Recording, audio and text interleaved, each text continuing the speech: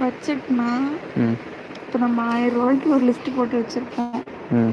அந்த லிஸ்ட்டில் இவ்வளோ இந்த பொருள் இவ்வளோ அமௌண்ட் அப்படின்னு நமக்கு தெரியும். ஓகே. அந்த அமௌண்ட்டு அந்த ரேட்டுக்கு போட்டு ம். அந்த ரூ. 1000க்குள்ளே நம்ம முடிச்சிருவோம். அதையே ஒரு கடைக்கு போகிறப்ப ம். அந்த ரூ. 1000க்குள்ளேயே செலவு பண்ணிட்டு வர்றது தான் ம். பட்ஜெட் போடுறதுன்னு சொல்லுவோம். இப்படி பட்ஜெட் போட்டு வாழ்ந்தால் ம். அதிகமாக காசு வந்து வேஸ்ட் ஆகாது. சேவிங்ஸ் பண்ணணும். ம்.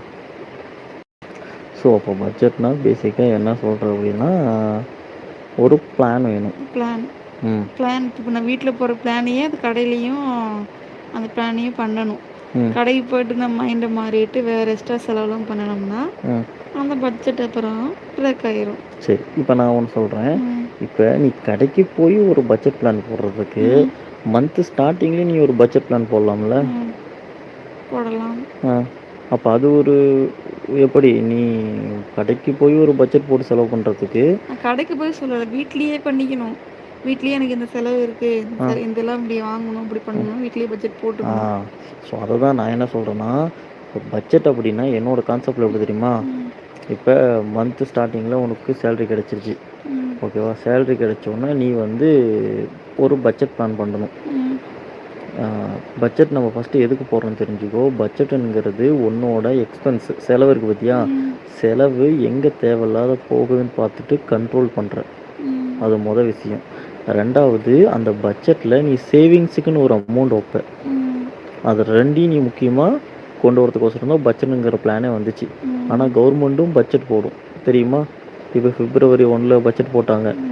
அதில் நிறையா இன்ஃபர்மேஷன் இதெல்லாம் கொடுத்துருக்காங்க. யார் யாருக்கு என்னென்ன செக்டாருக்கு எவ்வளோ அமௌண்ட் ஒதுக்கியிருக்கிறோம், எந்த துறை இம்ப்ரூவ் பண்ணுறதுக்கு எவ்வளோ அமௌண்ட் கொடுத்துருக்குன்னு பெரிய ஒரு லிஸ்ட்டு மாதிரி போட்டு நிர்மலா சீதாராமன் கொடுத்துருக்காங்க. ஸோ அது வந்து நாட்டுக்கு.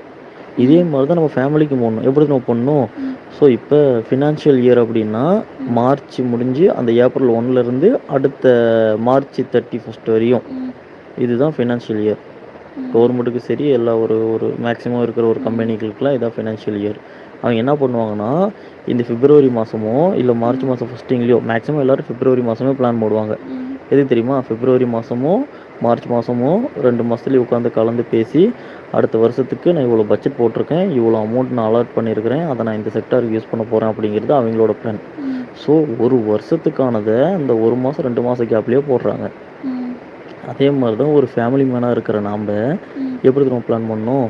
உனக்கு ஒரு மந்த்தான எக்ஸ்பென்ஸ் எவ்வளோ, அதாவது செலவு எவ்வளோங்கிறத ஃபஸ்ட்டு நீ பிரிக்கணும். இப்போ உனக்கு எக்ஸாம்பிள் ஒரு 20,000 சம்பளம். அப்போ அந்த 20,000 சம்பளத்தை நீ என்ன பண்ணணும்? உனக்கு என்னென்ன ஃபஸ்ட்டு இருக்குதுன்னு ஃபஸ்ட்டு செலவு பார்க்கணும். என்னென்ன செலவு இருக்கும்?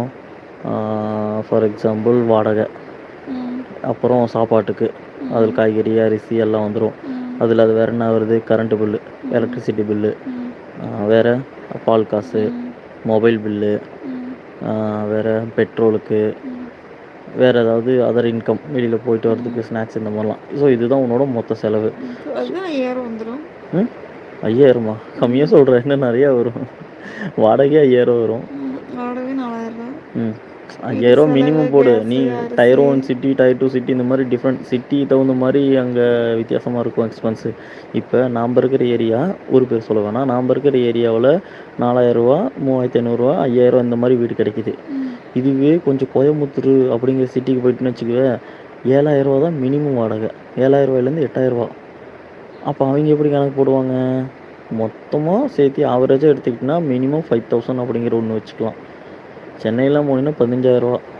மும்பைலாம் போனீங்கன்னு வச்சுக்குவேன், அங்கே எப்படி தெரியுமா இருக்கும்? இப்போ நார்மலாக மாதம் கேஸு அரிசி வச்சு 12,000ரூவா, மல்லிகை சோளம் 2,000ரூவா, அப்புறம் காய்கறி 1000ரூவா. எவ்வளோ ஆச்சு? 5000ரூவா ஆச்சா?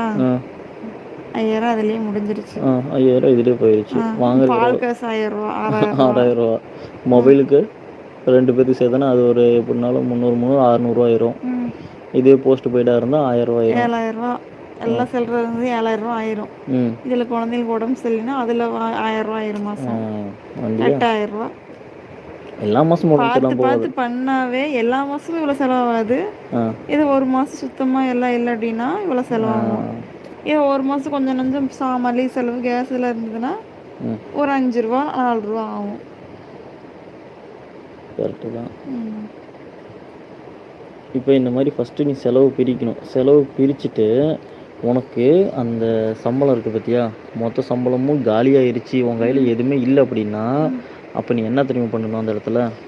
என்ன பண்ணுவேன்? என்ன பண்ணணும்? அதாவது சேவிங்ஸ் பண்ணணும். மூணு விஷயம் இருக்குது. ஒன்று, உன்னோட செலவு மொத்தமும் காலியாயிருச்சு, ஜீரோ ஆயிடுச்சு அப்படின்னா, அந்த இடத்துல தேவையில்லாத எக்ஸ்பென்ஸ், அதாவது உன்னோட செலவு எங்கே போகுதுங்கிறத நீ கண்ட்ரோல் பண்ணி கண்டுபிடிக்கணும். ஒன்று. ரெண்டாவது, உன்னோட அமௌண்ட்டில் ஏதோ ஒரு அமௌண்ட்டு நிற்கிது, கையில் நிற்கிது, செலவெல்லாம் போக கொஞ்சம் அமௌண்ட் நிற்கிது அப்படின்னா, அதை சேவிங்ஸ் பிளான் பண்ணணும். ஓகே, நீ கொஞ்சம் நல்லா குட் பிளான் போட்டிருக்க அப்படின்னு அர்த்தம். உன்னோடது நெகட்டிவில் போகுது, எக்ஸ்ட்ரா கடன் வாங்குற, நீ இன்னும் டெப்ட்லேயே இருக்கிற அப்படின்னா என்ன தெரியுமா பண்ணணும்? உன்னோட பட்ஜெட் பிளான் ரொம்ப ஒஸ்ட்டாக இருக்குது, நீ கண்ட்ரோல் பண்ணணும், உன்னோட எக்ஸ்பென்ஸை நீ குறைக்கணும், ஒரு டைட்டான பட்ஜெட்டை போடணும் அப்படிங்கிறது தான் இதோட கான்செப்ட். இப்போ 20,000 சம்பளம் வாங்குறவங்களுக்கு ஒரு சின்ன பிளான் எப்படி திரும்ப சொல்லணும்? 50, 30, 20 அப்படின்னு சொல்லணும். இது யூனிவர்சல் எல்லாத்துக்கும் தெரிஞ்ச ஒரு ரூல்ஸு. அதாவது ரூல்ஸுங்கிறத விட ஒரு ஸ்ட்ராட்டஜி.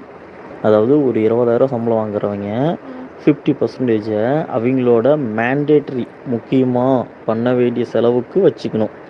எக்ஸாம்பிள் வாடகை, கரண்ட்டு பில்லு, சாப்பாடு, வேறு என்ன இருக்குது, இஎம்ஐ இருந்தால் இஎம்ஐ, மில்க், பால், இந்த மாதிரி முக்கியமாக இந்த மாதிரி இதெல்லாம் அவாய்ட் பண்ண முடியாது. ஸோ அத்தியாவசியம் அந்த மாதிரிக்கு போயிடணும். ஓகேவா? இது 50% முடிஞ்சா அடுத்து 30%. அப்போ 10,000 30% எவ்வளோ? 50%. 30%னா இல்லை, 50, 30, 20. ஓகேவா? அப்போ அடுத்து 30% எடுக்கிறோம். 30% எடுத்து அதை என்ன தேவை பண்ணணும்? உன்னோட பர்சனல் லைஃபுக்கு, உன்னோட லைஃப் ஸ்டைல்னு வச்சுக்குவேன். உன்னோட லைஃப் ஸ்டைல்னு வச்சுக்குவேன். லைஃப் ஸ்டைல்னு என்ன தெரியுமா? உனக்கு ஏதோ ஒன்று வேணும்னு ஆசைப்பட்டு கேட்கல, துணி எல்லா மாதமும் கேட்க மாட்டேன், ஏதோ ஒரு மாதம் கேட்பேன். அது. ரெண்டாவது, ஏதாவது படத்துக்கு போகிறது, ஏதாவது வெளியில் போய் சாப்பிட்றது, இந்த மாதிரி செலவுக்கெல்லாம் செலவு பண்ணிக்கணும். மீதி இருக்கிற 20% என்ன பண்ணுவேன்? சொல்லு, நீ சொல்லு. வாழ்க்கையில் நடக்காதுன்னு சொல்லிட்டு நடத்தணும். மீதி இருக்கிற 20% என்ன தெரியும் பண்ணணும்? Savings plus investment. அதாவது சேவிங்ஸ் மட்டும் பண்ணால் பத்தாது, அதை இன்வெஸ்ட் பண்ணினா தான் அது கொஞ்சம் மல்டிபிள் ஆகும். ஏன்னா இந்த வருஷம் உன்னோட 100 ரூபா, அடுத்த வருஷம் அதோட வேல்யூ வந்து 107 ரூபாயாக ஆயிரும். அதாவது ஒரு திங்ஸு உன்னோட பணமாக வச்சுருந்தீங்கன்னா அதோட மதிப்பு குறைஞ்சிரும். 100 ரூபானுங்கிறது அது 93 ரூபாய் ஆயிரும். ஏன்டா லைவ் தான் ஆக்காத. அந்த 100 ரூபா அப்படிங்கிற பணத்தோட வேல்யூ 93 ரூபாயிரும். ஏன் தெரியுமா? ஒரு வருஷத்தில் அதோட இன்ஃப்ளேஷன் வந்து 7 ரூபா, மினிமம் 4 ரூபா 5 ரூபான்னு வச்சுக்குவேன், கரெக்டாக தெரில. ஆனால் அடுத்த வருஷம் அதோட வேல்யூ குறைஞ்சிரும். அப்போ 100 ரூபா 100 ரூபாயாக இருக்காது, குறைஞ்சிரும்.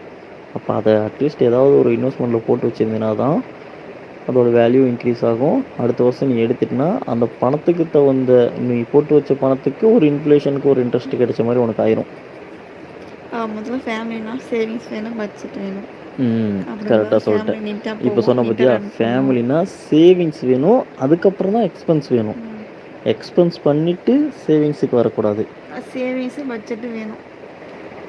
இல்லை இல்லை இல்லை, நான் சொல்கிறது கேளு. சிம்பிளாக சொல்லணும்னா, மொத்தமாக உன்னோட செலவு எவ்வளோன்னு எடுக்கணும். ஓகேவா? மொத்தமாக உன்னோட செலவு எவ்வளோன்னு எடுக்கணும், மைனஸ் உன்னோட சேல்ரி, பேலன்ஸ் எவ்வளோ வருதுங்கிறத பார்க்கணும்.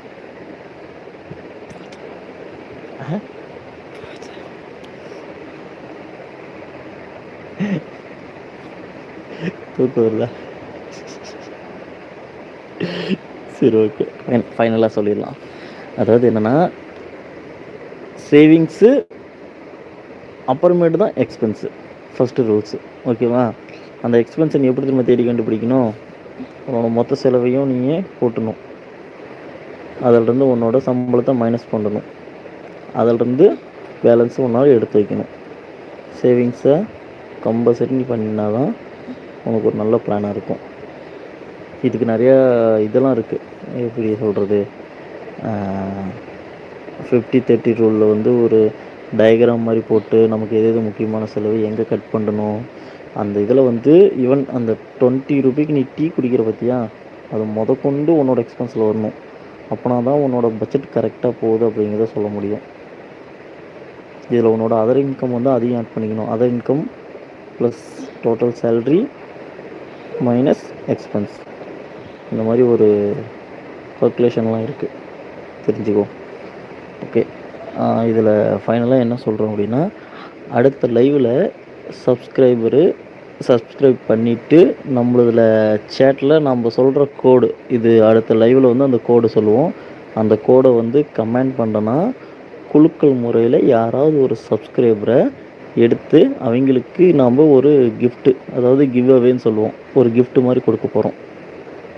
அது எப்படி அப்படின்னா, அவங்களோட மெயில் ஐடி வந்து நம்ம சூஸ் பண்ண ஆளுக்கு நம்ம பர்சனலாக மெசேஜ் பண்ணி அவங்களோட மெயில் ஐடி வாங்கி அஃபிஷியலாக இதை பண்ண போகிறோம். அது என்ன மாதிரி வேணால் கிஃப்டாக இருக்கலாம், ஒரு எக்ஸ்பென்ஸாக இருக்கலாம், ஒரு யூஸ்ஃபுல் திங்ஸாக இருக்கலாம், அந்த மாதிரி ஒரு நல்ல ஐட்டம் தான். அது யூஸ் பண்ணுற மாதிரி தான் இருக்கும், அதில் எந்த ஒரு குறையும் இருக்காது. அதை வந்து நெக்ஸ்ட்டு நம்ம லைவில் ஃபுல்லாக கிளியராக எக்ஸ்பிளைன் பண்ணுவோம். ஓகேவா, க்ளோஸ் பண்ணிடலாம்.